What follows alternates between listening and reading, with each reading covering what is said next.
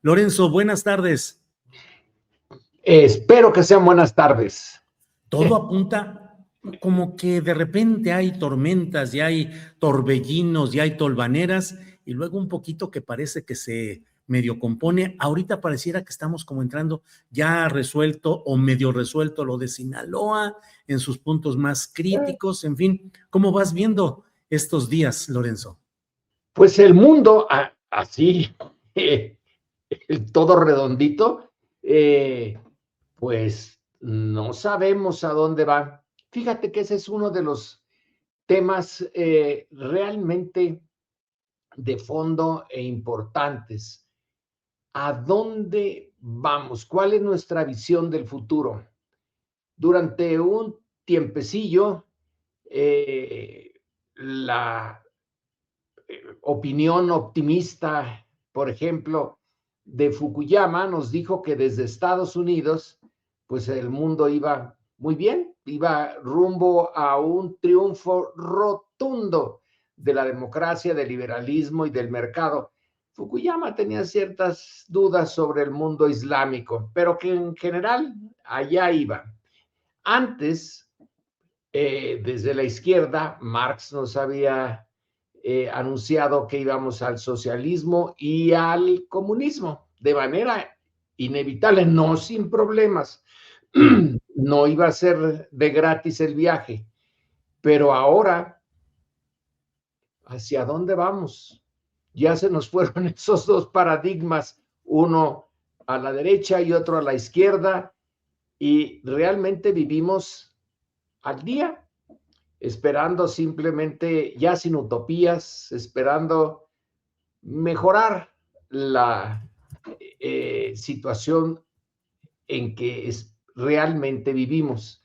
Es una esperanza modesta de que sí se puede y se debe mejorar la condición del mundo, de los países, de las personas en este siglo XXI. Pero a la vez tenemos una guerra en Europa que puede desarrollarse de manera muy negativa. Es una guerra entre bueno, no entre Ucrania y Rusia, sino entre la OTAN y Rusia, o si se quiere finalmente, entre Estados Unidos vía la OTAN y Rusia. Y ahí ya llevamos años de conflicto.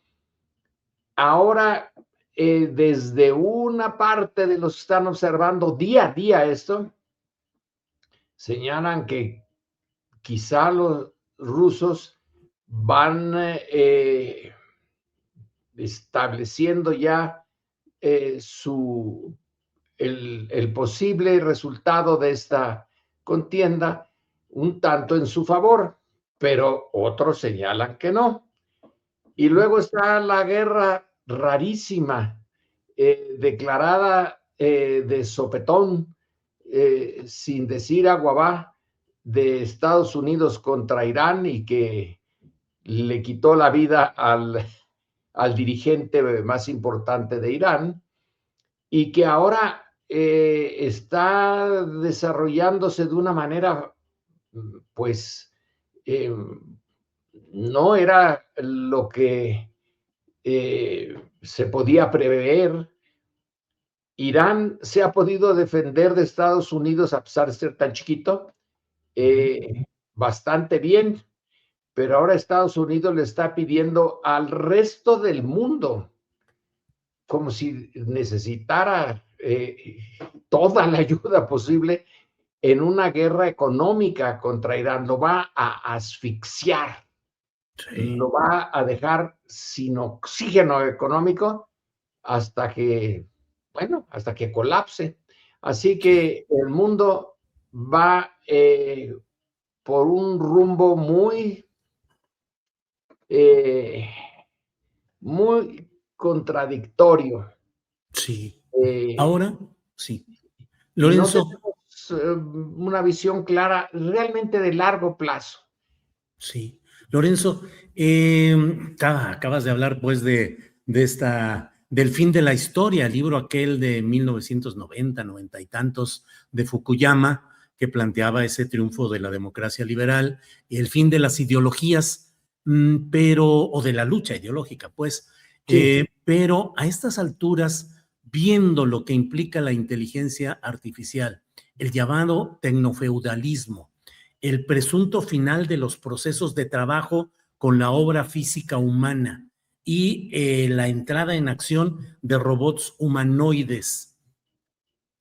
Tenemos la elaboración teórica, filosófica, sociológica suficiente a estas alturas para entender ese proceso de cambio y nos encaminamos a un gobierno mundial tecnificado, Lorenzo. Yo debo de confesar que esto de la inteligencia artificial ya me rebasa, pero poniendo otra vez, trayendo a colación a Marx, bueno, él consideraba que llegaba el momento, o llegaría, perdón, el momento en que la humanidad no tendría que estarse dedicando a trabajar como lo hacemos ahora y menos como lo hacían en el siglo XIX, sino que tendría a su disposición una tecnología, que parece ser el caso de la inteligencia artificial, que le permitiría dedicar su tiempo a desarrollar plenamente sus capacidades humanas y que podría ser pescador en la mañana y crítico, el estilo filosófico en la tarde, y que el conseguir el sustento cotidiano ya no sería eh, el motor principal de su actividad. Bueno, tiene razón al poner que la inteligencia artificial, en cierto sentido, está reemplazando y puede seguir reemplazando el trabajo humano, tanto en las tareas duras, pesadas, físicas, como en algunas de las actividades intelectuales más complicadas.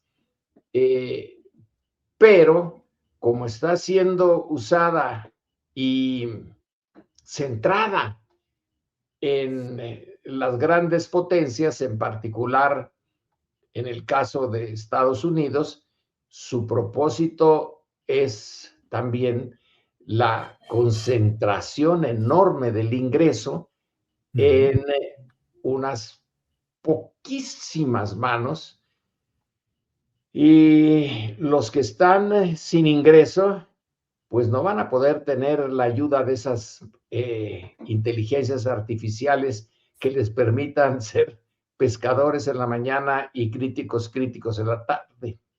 Claro, porque aquí, bueno, el marxismo lo que propone es la economía centralizada y planificada que permitiría poder producir los satisfactores para las masas que podrían ya no ser enajenadas y explotadas. Y por otro lado, pues el control de un partido comunista que sería el pueblo organizado, y aquí es al revés, aquí son los tecnofeudalistas, Elon Musk casi como aspirante al mando mundial y una absoluta volver prescindible al ser humano y su trabajo.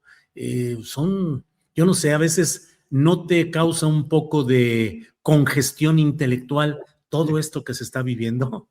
Sí, que conste que Marx nunca propuso que el Partido Comunista estuviera, ni que hubiera centralización, porque él hablaba de una historia que, es decir, la historia tradicional ya no tendría sentido, no habría Estado. ¿Cómo se va a centralizar?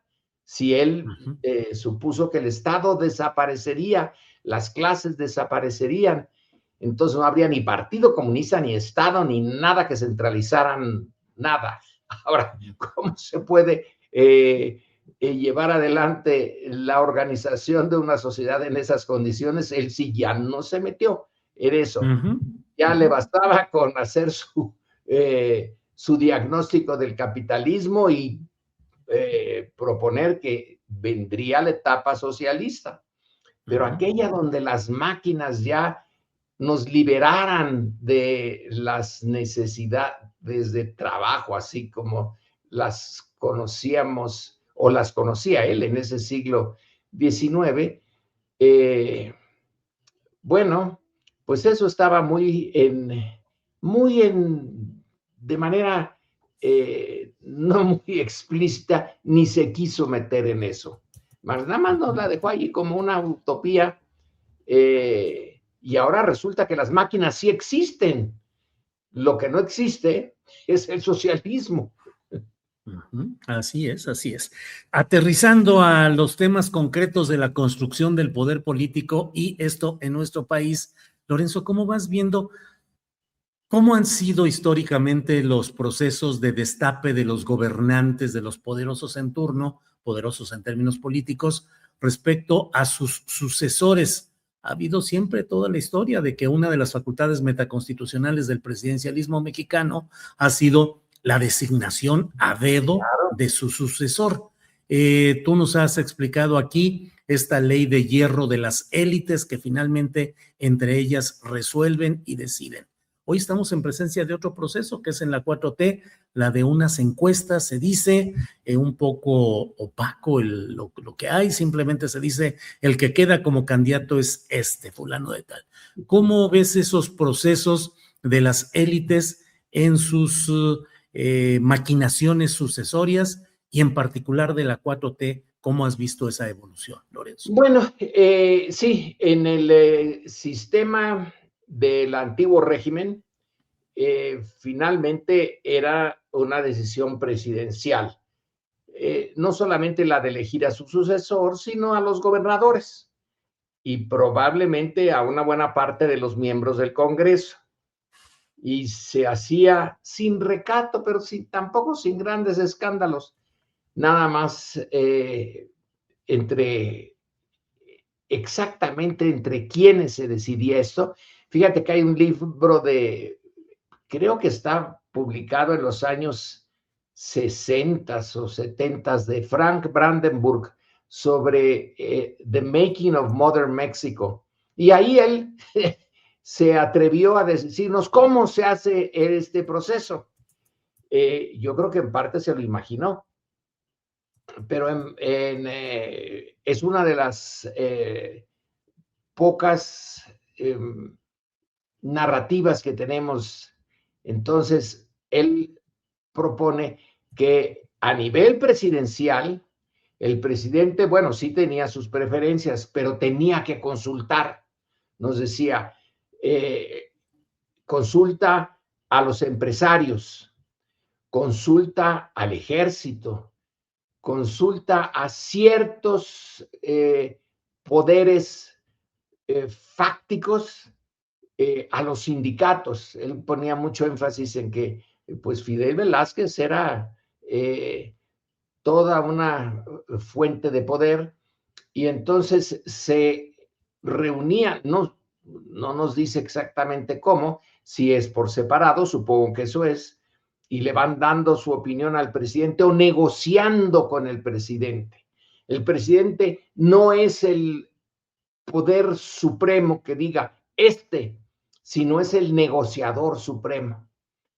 Pero según esto, se tomaba en cuenta realmente a las grandes organizaciones del PRI, pues los trabajadores sindicalizados, los campesinos que eran parte del sistema ejidal, y supongo yo que a las organizaciones de las clases medias, pero sobre todo a los empresarios y, como digo, al ejército también, y a otros políticos. Y así se llegaba a la decisión. En la opinión del mexicano común y corriente ahí no tenía nada que hacer. Ahora nos dicen que sí, que hay, por ejemplo, los norteamericanos, ¿cómo eligen a los candidatos de sus partidos? Porque hay una elección interna, que ahorita, por cierto, ha tenido lugar en Estados Unidos, y algunos de los candidatos apoyados por Trump, púmbale, se cayeron, no todos, otros iban por el camino señalado por Trump. Pero aquí se propone por encuesta. Yo creo que la encuesta es muy interesante, es como alternativa a las elecciones internas de los partidos, porque en esas elecciones internas, pues vuelve la ley de hierro de las oligarquías, son unos cuantos que pueden manipular las decisiones internas de los partidos, pero la encuesta se supone que es a población abierta. Ahora, ¿quién hace la encuesta? ¿Con qué preguntas? ¿Qué tan representativa es la encuesta? ¿Quién la hizo? ¿Cómo se desarrolló en cada caso? Eso no lo tenemos, no nos han informado al respecto. Nos están diciendo que hay encuestas. Bueno, pues es un método mucho mejor que el antiguo, y que las encuestas no sean lo que es interesante es si la encuesta no está restringida a los miembros del partido, en este caso de Morena, sino es a la población en general. En caso de que estén bien llevadas las encuestas, bien llevadas, le conviene en el fondo a Morena, porque entonces reflejará bien el universo del cual van a salir finalmente los votantes, si no hacen trampa en la votación, desde luego. Oye, Lorenzo, yo le pregunté hace tiempo al doctor Enrique Dussel, ya fallecido, cuando era secretario de Formación Política del Comité Nacional de Morena, en entrevista le dije, doctor, ¿las encuestas en Morena son un disfraz del dedazo? Y tardó 10 segundos y me dijo, sí, sí. ¿Tú crees que puedan ser disfraz del dedazo?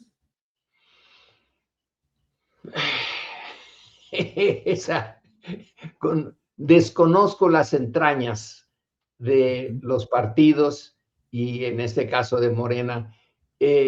Me gustaría pensar que no, porque es una oportunidad formidable la que se tiene. Ya se echa por la borda lo que pasó con el PRI y el antiguo régimen, y tomar el riesgo, lo pondré yo entre comillas, de hacer una encuesta bien hecha y a población abierta, te puede dar una ventaja enorme a la hora de la elección. Yo supondría que ese sería un buen camino. Pero ahora que veo, por ejemplo, algunos de los candidatos que ahora se les llama, ¿cómo se les llama? Coordinadores de... Sí, coordinadores para la defensa de la transformación de la 4T, algo así. A esos coordinadores, y veo en el periódico el perfil de uno de ellos, el de Campeche, y resulta que es un horror. La idea es que Morena presente candidatos intachables. Bueno, nadie es intachable, desde luego, si no sería un santo. Y bueno, a lo mejor sí hay santos, pero no esperemos que eso sea el caso. El único Santos que hay en México es el Santos Laguna como equipo de fútbol, Lorenzo, y está lleno también de una bola de tranzas y de arreglos ahí raros. Pero también el santo, el enmascarado de plata. Sí, claro, que era nuestro héroe nacional. ¿No se le aparecía la Virgen al santo? Sí, la Virgen de Guadalupe. Sí. Ese sí era santo. Bueno, y sus peleas eran épicas. Recuerda aquellas peleas donde se ponía él contra 20 y les ganaba y practicaba llaves de lucha libre. ¿La política, a fin de cuentas, es teatro o apariencia como la lucha libre, Lorenzo? Tiene que ser en parte, pero si la votación es efectiva, sí le conviene a un partido hacer sus encuestas a población abierta y sin trampas. Es un momento especial en que puede salir la realidad para señalar, por lo menos, que no haya caminos cerrados. Puede ser que el candidato no logre despertar, no tenga carisma y no pueda despertar mucho entusiasmo, pero por lo menos te asegura que sí hay una base social importante que puede darle el triunfo. Y luego, lo que presentó la presidenta ahora en la mañanera, hacer una consulta a los que conocen el mundo criminal, que están en el gabinete de seguridad. Claro que eso no es no da seguridad absoluta, pero por lo menos sí te puede dar unos indicadores de quién por lo menos no tiene el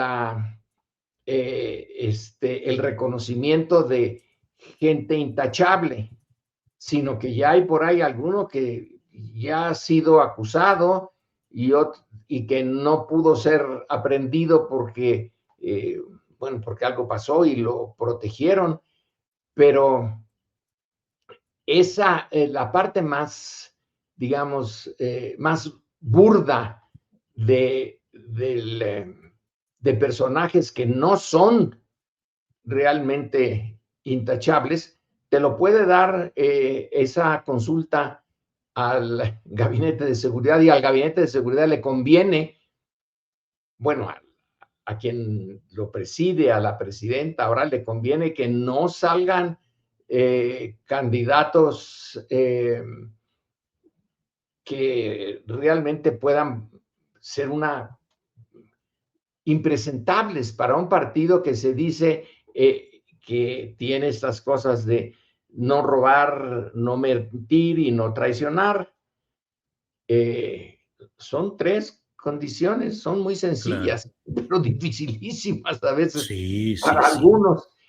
Entonces sería realmente útil que fueran encuestas efectivas hechas por empresas que más o menos confiemos, que nos digan cómo fue el procedimiento, que nos den las preguntas, claro, y que nos den los resultados. Fue fulano, fulana, perenganito, perenganita, y tuvieron 30 y tantos %, 25, sería muy saludable. Claro. Bien, pues Lorenzo, vamos a ver cómo sigue aquí el desfile de destapes relacionados con la 4T, con sus encuestas, las candidaturas, y a ver qué, como diría el clásico, a ver qué nos depara el destino de aquí al próximo miércoles, Lorenzo. Sí, pero en serio, puede ser una etapa interesantísima para deshacernos del pasado ese con el que empezamos la plática, en donde el presidente, o en su caso local, a lo mejor el gobernador, tiene la última palabra. Y no queremos eso. Así es. Lorenzo, muchas gracias y seguimos atentos. Gracias, Lorenzo, por esta ocasión.